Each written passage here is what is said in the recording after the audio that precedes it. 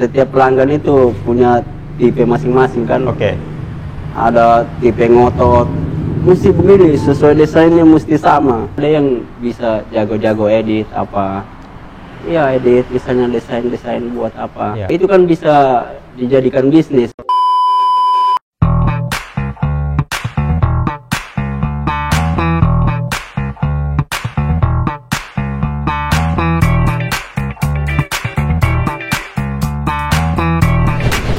Kami sekarang berada di Jalan Tanjung 1. Sekarang kami berada di depan Fixup Digital and Screen Printing. Mau tahu apa yang akan kami lakukan di dalam? Intah, marilah.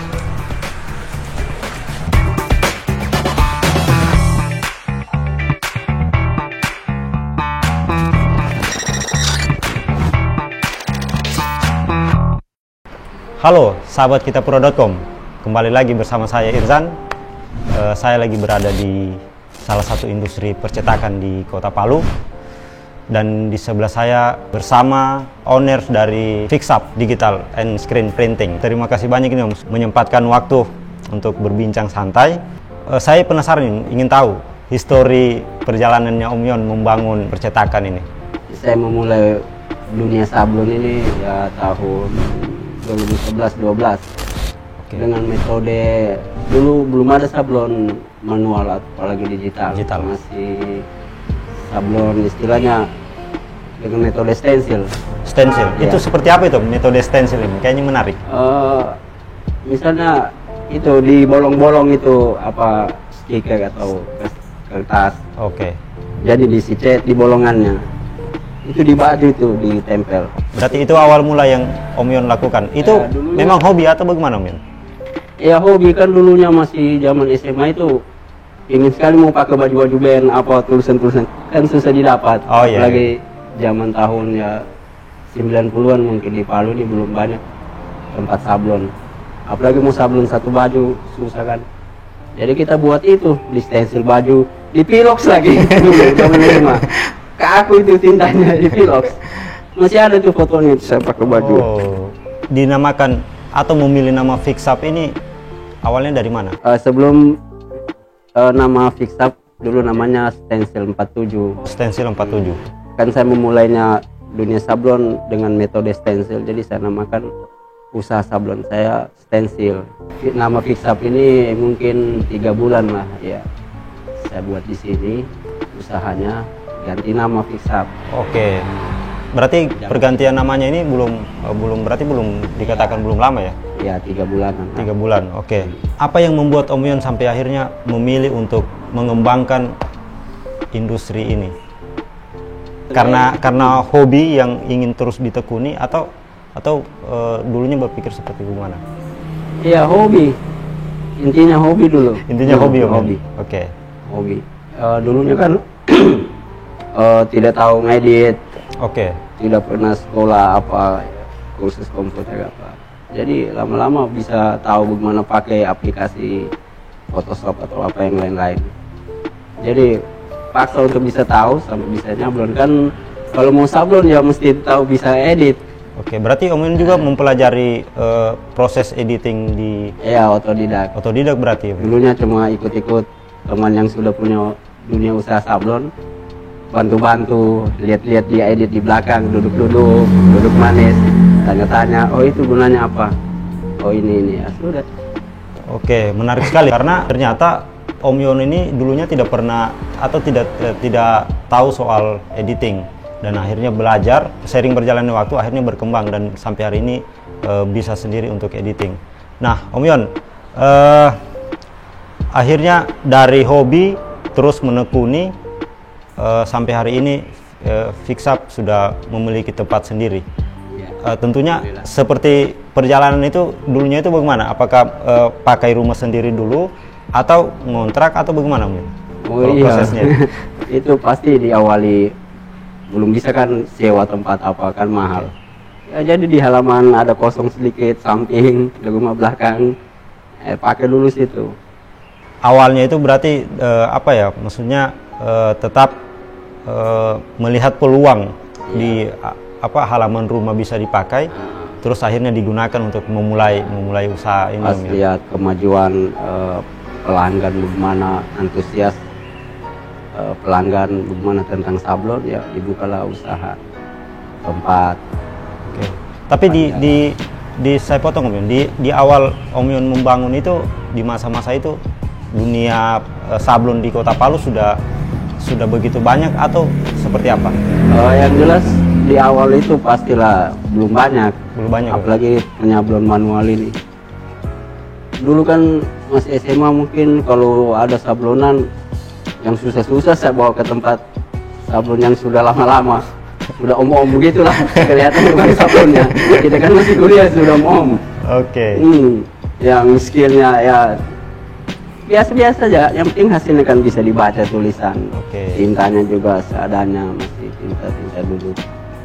Nah, untuk ini Om Yun, metode sablonnya sendiri, apakah pasti dari ada yang namanya manual atau digital? Nah, itu Om Yun memulainya dari mana? Apakah dari manual dulu atau langsung ke digital? Itu dimulai dengan metode stencil tadi. Oke, dari stencil tadi. Itu sama sekali betul-betul handmade. Oke. Ditempel di baju, motifnya misalnya ada tulisan polanya A, jadi dibolong A di baju, langsung diisi tinta bolongannya. Kemudian naik lagi ke manual, sablon manual. Nah, Om Yun, metode sablon di Fixup ini sendiri seperti apa Om Yun? Oh iya, di sini ada 3 metode sablon manual, sablon manual, digital, dan sablon polyflex, cutting polyflex. Cutting? Polyflex. Polyflex. Ya, nama bahannya polyflex. Oh, nama bahannya itu ya. Oke, nah Om Yun, di ketiga metode sablon yang Om Yun gunakan di sini, apakah memiliki keunggulan masing-masing atau ada perbedaan? Seperti apa itu? Tentunya punya keunggulan masing-masing. Oke. Biasanya di polyflex ini kebanyakan baju-baju anak-anak futsal, bulu tangkis, itu banyak pelanggan itu. Oh, seperti berarti lebih banyak ke komunitas-komunitas olahraga? Iya, kebanyakan itu kan satuan. Nah, kalau untuk yang di belakang ini Om Yun? Ini juga untuk satuan juga. Untuk satuan? Kebanyakan satuan untuk dipakai atau buat jualan. Biasa anak-anak itu datang, dia jual lagi, dia buat desainnya. Dia buat desainnya. Biasa foto-foto apa. Print di sini kemudian dijual lagi. Jual lagi. Oke. Nah, kalau seperti manual Om Yun, itu prosesnya bagaimana? Kalau manual kan dia hanya untuk minimal lusinan lah baju itu sablon. Kalau satuan susah. Oh, satuan susah. Ya, susah dia buat satuan. Oke. Nah, Om Yun, kalau di Fixup sendiri, misal ada anak muda Palu yang ingin memesan baju, nah itu seperti apa Om Yun? Apakah bagaimana proses? Apakah desainnya dari sini atau bisa bawa desain dari luar untuk disablon? Oh iya, desainnya biasanya kebanyakan pelanggan itu sudah bawa desain masing-masing. Oh, biasa bawa desain masing-masing. Masing-masing yang sudah diedit, tinggal cetak lah. Oke. Tapi juga di sini menyediakan untuk juga desain. Mau desain handmade atau digital. Kan biasanya kalau saya bisa desain, cuma butuh waktu. Jadi biasa saya kasih teman lain yang bisa. Oh, yang bisa. Misalnya ada yang handmade, saya hubungi, ini ada desain. Boleh tolong dulu buat sabunan. Karena juga mungkin waktu yang kurang ini ya, Om Yun. Nah, menarik Om Yun. Ini di depan ini banyak sekali baju, terus ada ukuran kayaknya untuk anak-anak. Berarti memang di Om Yun menyediakan juga ukuran baju yang untuk anak-anak, berarti tidak hanya ukuran dewasa saja. Iya. Berarti untuk kaos anak-anak biasanya kan pemesan kaos family. Oh, namanya. Kaos family. Biasa papa mama anak. Nah, gitu. Berarti seperti itu. Jadi mesti disediakan. Pelanggan sukanya bukan hanya papa mama kayak mau pakai anaknya juga. Dia mau kaos yang sama desainnya. Untuk jenis kainnya sendiri, bahan itu apakah ada perbedaan di antara ketiga alat-alat ini atau bisa semua masuk di iya, untuk bahan? Digital ini agak pilih-pilih bahan kaos.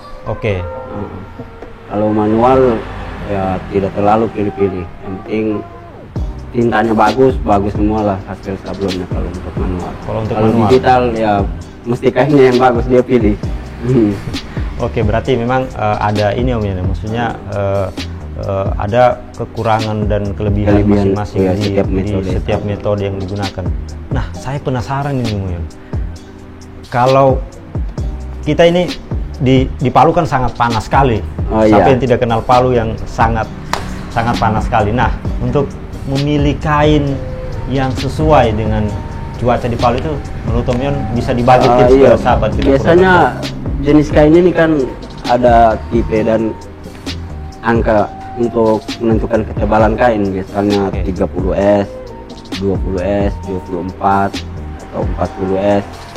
Itu tingkat ketebalan? Tingkat ketebalan di angka itu. Biasanya kalau banyak pelanggan itu yang memilih 30 dan 24S. Itu berarti ketebalannya Om Yan.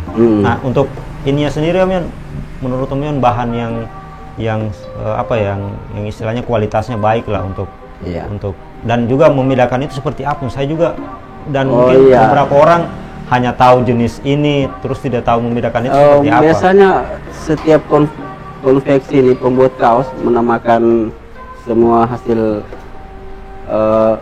kaosnya itu cotton combat. Tapi beda-beda, setiap saya pesan tempat ini cotton combat 30, tempat ini cotton combat, tapi kualitasnya itu beda jenis bahan katunnya. Jenis berarti bahan katunnya juga itu jenis. Iya, itu membedakan. Walaupun namanya sama iya, katun. cotton combat ditulis 30 atau 24. Nah, kalau untuk Om Yon sendiri bahannya ini diambil dari mana? Apakah ada tersedia juga di Palu atau memesan dari luar daerah? Ya, di Palu juga ada penjual polos itu banyak juga yang bagus-bagus. Ada juga yang sedang-sedang kualitasnya. Kebanyakan saya pesan di Jawa. Kebanyakan pesan di Jawa. Soalnya kalau untuk itu pesanan banyak, kalau cuma pesan ya sedikit-sedikit saya ambil di toko ini. Kualitas cotton combatnya sama juga bagus. Nah menarik sekali Om Yon. Sahabat kita Puro.com, proses kita sudah berbicara, terus pemilihan metode untuk memilih kain. Om Yon juga sudah berbagi ke sahabat kita Puro.com. Ini sangat menarik sekali karena kita memesan baju, kadang kita tidak tahu jenis atau bahkan membedakan itu seperti apa. Nah, Om Yon tadi sudah berbagi tips bagaimana cara memilih kain, terus apalagi cuaca di Palu sangat panas, mungkin bisa membantu sahabat kita Puro.com untuk memilih bahan yang cocok sesuai dengan cuaca kota Palu. Nah, saya ke Om Yon lagi nih. Kendala-kendala selama ini Om Yon? Ya, itu biasa ada, setiap pelanggan itu punya tipe masing-masing kan. Ada tipe ngotot, mesti begini, sesuai desainnya mesti sama. Biasanya ada tipe, biasa juga ada yang boleh Mas, bagus. Beda-beda lah pelanggan. Berarti memang ini Om Yon kalau kembali lagi Om, di proses tadi proses apakah di Fix Up sendiri misal memiliki tema sablon, misalkan menawarkan jenis semacam ini yang di depan ini Om. Ini apakah memiliki tema atau bagaimana Om? Ya, kalau kayak ini tema musik lah. Tema musik ya? Kaos band. Kaos band. Apakah ada tema-tema lain Om? Ya, selain itu biasanya selain tema musik, biasa tema ini komunitas. Iya, komunitas, misalnya komunitas mobil. Motor. Palu, ya gitu. Komunitas motor. Kan masing-masing punya komunitas, misalnya komunitas Vespa, CB, begitu. Ada sablon. Nah, Om Yon, kalau yang lebih banyak usia yang lebih banyak memesan baju di sini, usia berapa Om? Kebanyakan anak muda ya, usia 17-an sampai 20-an ke atas, 30-an. 30 paling tua lah. Itu yang kebanyakan. Kalau yang usia tua yang ada juga ya 50-an. Nah, Om Yon, di atas meja ini ada beberapa jenis. Saya melihat ada beberapa jenis dan ukuran baju. Nah, kalau ini jenis sablon apa ini? Metodenya yang digunakan apa ini? Kalau untuk kaos Toyota ini metode sablon cutting namanya. Sablon cutting. Ya, cutting polyflex. Nama bahannya polyflex. Oh, nama bahannya berarti polyflex. Oke. Mesinnya berarti ini Om? Ya, yang ini. Oh, yang ini. Pakai. Oke. Cutting. Kalau untuk ini Om? Nah, ini mesinnya yang ini dipakai. Yang ini ya? Iya, berarti ini sablon digital. Sablon DTG. digital. Oke. Sablon digital. Ini untuk sablon satuan ini. Sablon Cutting, satuan berarti ya. ya untuk mesin DTG. Kalau untuk contoh sablon manual ada Om? Ya, Di belakang? sablon manual ya ini contohnya. Oh, ini berarti manual Om ya? Ini sablon manual. Oke.